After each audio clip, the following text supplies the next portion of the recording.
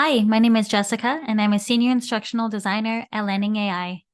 LandingLens offers parallel training, which means you can train multiple models simultaneously.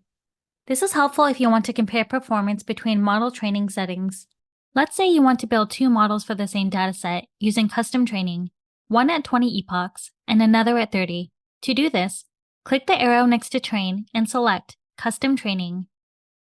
Select the dataset you want to train. Here you can view your split distribution.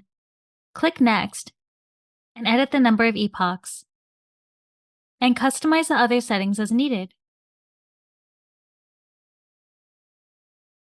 Then click Add another model.